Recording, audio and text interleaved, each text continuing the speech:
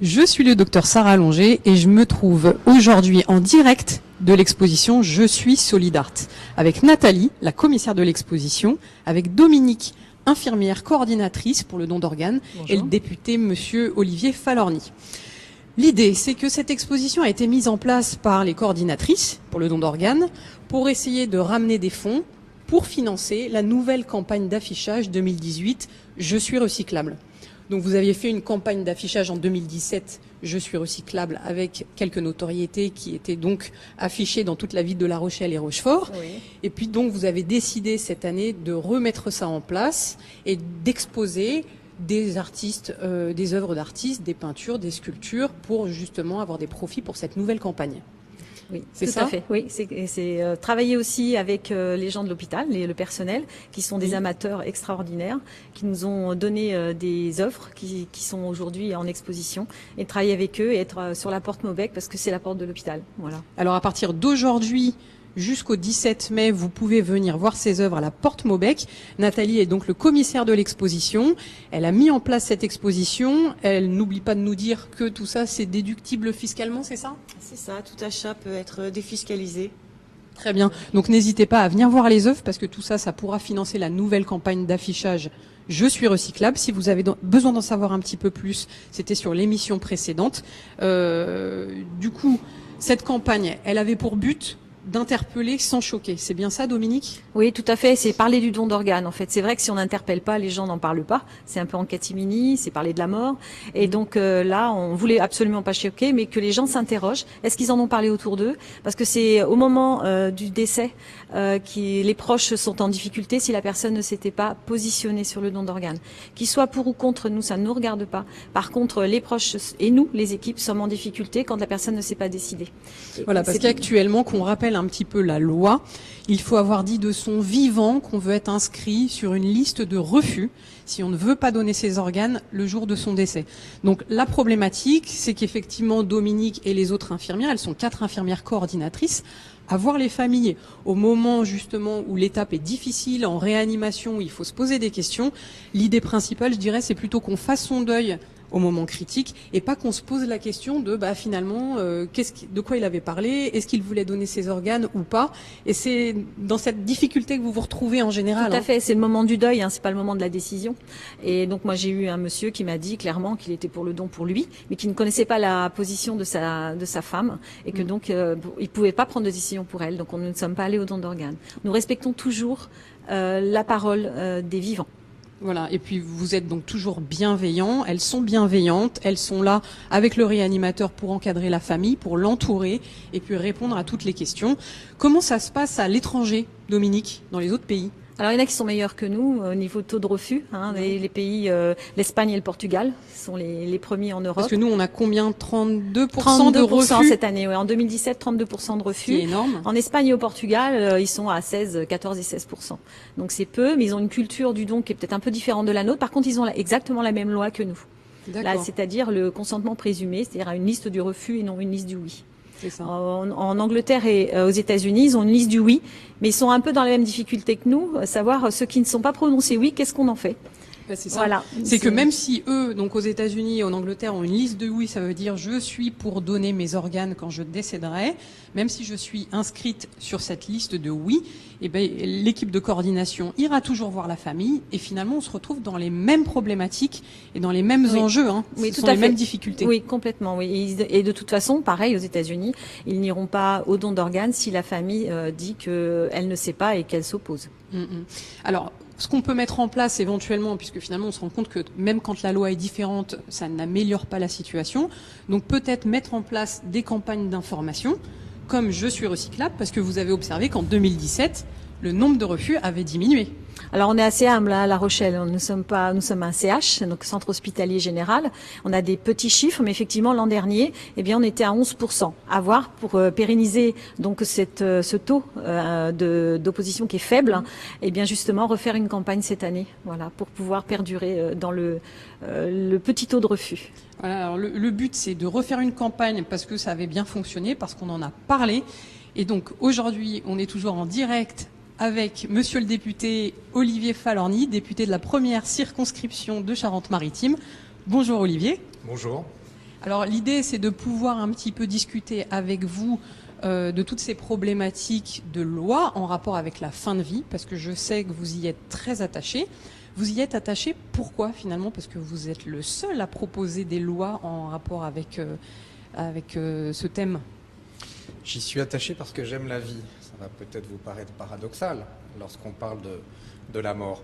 Mais parce que j'aime la vie, parce que je considère que la vie, elle doit être menée du premier au dernier jour dans la dignité, dans le respect de sa propre personne, que j'estime que la situation actuelle n'est pas satisfaisante parce qu'on meurt mal encore en France. Il y a des situations qui, malgré l'engagement, le dévouement, l'abnégation du personnel soignant, il y a des situations qui malheureusement amènent à des situations d'agonie, de souffrance inapaisable et qui finalement aujourd'hui s'inscrivent dans un contexte que je qualifie moi d'hypocrite, et j'assume l'expression dans toute sa lourdeur, d'hypocrisie qui fait qu'on ne veut pas voir la réalité de la situation de nombreuses fins de vie sur notre pays.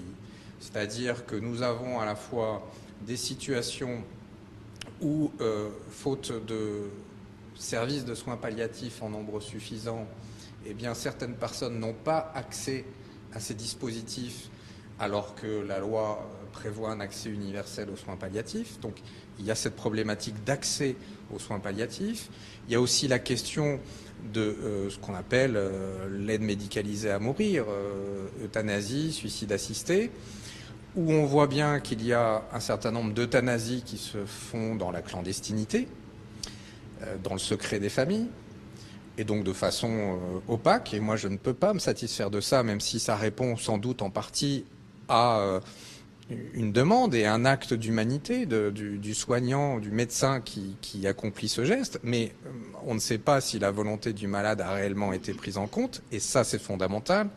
Et autre hypocrisie, vous avez des personnes, quand elles en ont les moyens physiques ou financiers, tel le cas d'Anne Bert que nous avons bien connu ici en Charente-Maritime, cette écrivaine qui s'est engagée atteinte de la maladie de Charcot et qui, elle, son choix était de ne pas aller jusqu'au bout et de ne pas endurer les souffrances qui s'annonçaient engendrées par cette maladie, mais qui n'a pas pu partir comme elle l'entendait en France et qui a été obligée de partir en Belgique parce que la législation belge est plus avancée sur ce sujet-là. Donc sortons de l'hypocrisie, et c'est parce que j'aime la vie, parce que je n'aime pas l'hypocrisie, que j'ai envie qu'on puisse avancer sur ce sujet. Alors, en France, on parle de directive anticipée. On peut reparler de ce terme-là, la directive anticipée. Ça consiste, de son vivant, à écrire un document avec éventuellement son médecin traitant, à le dater signé, où justement on peut évoquer ce qu'on souhaiterait comme prise en charge médicale pour sa fin de vie, si jamais on devenait inconscient ou même pas en état de pouvoir prendre une décision. Ces directives anticipées, elles sont intéressantes parce qu'on peut le faire en amont, donc à n'importe quel âge, avant de vieillir. Mais il est vrai que on n'a pas le droit à l'euthanasie en France. On n'a pas le droit à l'euthanasie en France. Vous faites, vous, une proposition de loi, justement, pour pouvoir organiser médicalement sa fin de vie, puisque je le rappelle, vous l'avez évoqué, Anne Bert, c'était donc une écrivaine qui était atteinte de la maladie de Charcot. La maladie de Charcot, c'est une maladie neurologique avec des atteintes motrices et qui est malheureusement incurable. Donc ça veut dire qu'il n'y a pas de traitement et que on ne peut pas proposer une fin de vie organisée. Donc si on souhaite le faire, il faut effectivement aller en Belgique ou aller dans d'autres pays où la loi a été acceptée, c'est-à-dire au Luxembourg, aux Pays-Bas, en Suisse. L'intérêt, c'est que ça peut se faire. Alors c'est pas si facile que ça, hein, ça s'organise, on prend contact avec des médecins et ça prend de nombreux mois pour que ça puisse se mettre en place. Et je soulève le terme d'hypocrisie parce que vous le soulevez de temps en temps quand vous parlez d'avortement. À l'époque Simone Veil, c'est vrai que les femmes, quand elles voulaient se faire avorter, c'était soit en clandestinité, soit à l'étranger, enfin d'une autre manière, mais en tout cas pas légalement. Et là, on se retrouve dans un contexte un petit peu similaire, où justement, si on veut pouvoir décider de sa fin de vie, il faut aller à l'étranger. Et je rebondirai aussi sur la procréation médicalement assistée, puisqu'en France également, si vous êtes une femme célibataire, une femme en couple homosexuel, vous n'avez pas le droit d'avoir les mêmes droits que les hétérosexuels sur la procréation médicalement assistée. Et là aussi, il faut aller à l'étranger. Olivier Falorni, pourquoi est-ce que vous pensez qu'en France, tout ça, ça a du mal à se mettre en place ? Peut-être parce qu'un certain nombre de nos hommes et femmes politiques n'ont pas assez de courage. Il a fallu quand même une femme politique d'un courage inouï, Simone Veil en l'occurrence, pour faire voter une loi sur l'interruption volontaire de grossesse. Moi qui suis parlementaire et aussi historien, donc j'ai regardé à l'époque les comptes rendus des débats sur l'IVG. Cette femme rescapée d'Auschwitz a quand même été traitée de génocidaire, d'envoyer les embryons au four crématoire. Enfin, vous voyez le contexte. Donc, si vous n'avez pas la moelle, si vous n'avez pas un courage inouï, une force intérieure pour porter de tels projets, vous ne le faites pas. Donc, visiblement, en France, on ne sait pas avancer sur des projets sociétaux dans l'apaisement, dans la sérénité. Tout de suite, ça prend des ampleurs folles. Je vous parle de l'IVG, mais on pourrait aborder d'autres sujets. Donc voilà, c'est une maladie française de ne pas pouvoir réfléchir et avancer dans la sérénité et le débat. Donc à partir de là, eh bien, il faut des hommes et des femmes politiques qui sont prêts à prendre l'armure et aller, j'allais dire, brandir le drapeau. C'est un problème français, c'est une maladie française, mais quand il y a des responsables politiques qui assument leurs responsabilités, eh bien, on peut avancer. Donc moi, j'ai justement interrogé la nouvelle ministre de la Santé sur ce sujet. Sur votre proposition de loi, sur ma proposition de loi, et en faisant le parallèle avec Simone Veil. Je lui ai dit, Madame la ministre, Madame Buzyn, aurez-vous le courage de Simone Veil? D'autant que moi, j'avais entendu Madame Buzyn, qui avant était médecin, et qui en 2015 s'était prononcée en ce qui concerne la loi belge, à laquelle on fait référence souvent en matière d'aide médicalisée au décès, qui est pour moi une référence. Et puis en plus, on a du recul parce qu'elle a maintenant près de 15 ans d'existence. Donc on peut voir aussi, enfin, faut arrêter, les Français, ils ont tendance à vivre comme si on était seul au monde. Regardons ce qui se fait à l'étranger.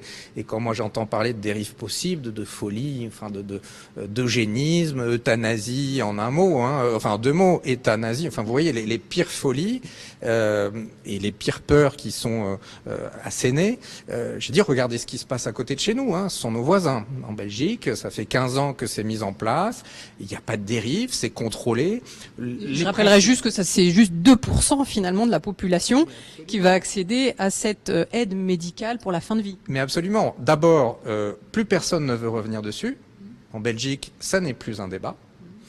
Et par ailleurs, ça n'a pas entraîné une prolifération, j'allais dire, d'euthanasie, une dérive en faisant en sorte qu'on allait, comme je l'entends aussi, vouloir tuer tous les vieux dans les EHPAD, pour vider les EHPAD et les hôpitaux. Donc tout cela ne se produit pas. J'allais dire, au contraire même, pour un certain nombre de personnes, la possibilité d'avoir le droit de recourir soit à l'euthanasie, soit au suicide assisté, je dis bien le droit, la possibilité offerte, fait qu'un certain nombre de personnes soulagées par cette possibilité à tout moment de pouvoir y avoir recours, eh bien, continuent, vont un peu plus loin dans leur vie, parfois décident de se battre un peu plus. Voilà, c'est respectable. D'ailleurs, ce que je veux vraiment dire, c'est que la loi que je propose de choisir sa fin de vie librement, c'est une loi de liberté. Par définition, la liberté la plus absolue, c'est-à-dire celle qui n'entrave nullement la liberté d'autrui. Ça n'est en aucun cas une obligation. Elle n'impose rien à personne, ni évidemment aux malades, ni aux médecins, puisque là aussi, comme l'IVG, il y a évidemment une clause de conscience qui fait que un médecin n'a pas l'obligation de pratiquer l'aide médicalisée au décès. Il a simplement l'obligation d'amener vers un autre collègue qui accepterait de le faire. Donc c'est vraiment une loi de liberté où chacun peut choisir, où toutes les opinions sont respectables. C'est un sujet suffisamment grave pour ne pas justement stigmatiser les uns ou les autres. Mais aujourd'hui, on ne peut pas rester dans une situation comme celle-ci, où nous avons des euthanasies qui se font dans la clandestinité. L'Institut national des études démographiques les évalue c'est pas facile d'évaluer ce qui se fait dans la clandestinité, mais l'INED, qui est sérieuse, évalue entre 2000 et 4000 euthanasies clandestines pratiquées en France chaque année. Et moi, parce qu'on parle de dérives possibles, mais au contraire, la loi, elle est là pour protéger, pour encadrer, pour rendre transparent. Parmi ces euthanasies qu'on évalue à 2 à 4 000, on ne sait rien. On ne sait pas ce qui s'est passé. On ne sait pas si c'est la volonté du malade. Et moi, ce qui compte avant tout, c'est la volonté du malade. Moi, je ne défends pas l'euthanasie pour l'euthanasie. Je ne défends pas le suicide assisté pour le suicide assisté. Je défends la possibilité de chaque personne dans des situations bien déterminées, de maladies graves, incurables, de pouvoir choisir. Donc, aujourd'hui, quand on me parle d'euthanasie clandestine, je dis, mais est-ce que c'est le choix de la personne? Est-ce que c'est le choix de la famille? Est-ce que c'est le choix du médecin? On ne sait pas. Eh bien, c'est le malade qui doit choisir et lui seul. Je pense que c'est bien que vous le rappeliez. Effectivement, on n'enlève rien aux autres. On propose un choix en plus par cette loi. Donc c'est en ça qu'elle est intéressante. Et aussi sur le fait que les choses sont encadrées. Encore une fois, quand on parle de don d'organes avec l'équipe de coordination et les réanimateurs, tous les services de réanimation en France, on prend le temps de discuter avec les familles. Tout ça, ça prend du temps. Quand on est en gériatrie, on voit régulièrement des fins de vie. On accompagne les gens et on essaye de leur proposer quelque chose qui leur va bien pour que le deuil se passe bien, et c'est ça la priorité. Alors si on doit retenir quelque chose, il me semble que il faut en parler, parlez-en autour de vous, parce que la carte de donneur ne suffit pas pour le don d'organes. Il faut que vous disiez à vos proches si vous voulez donner vos organes, si vous veniez à décéder, que ça soit jeune ou même plus âgé, on ne sait jamais quand ça arrive. Parlez-en autour de vous, discutez de la fin de vie, ça ne doit pas rester un sujet tabou. Et puis n'hésitez pas à revenir vers nous si vous avez des questions. Merci beaucoup. Merci.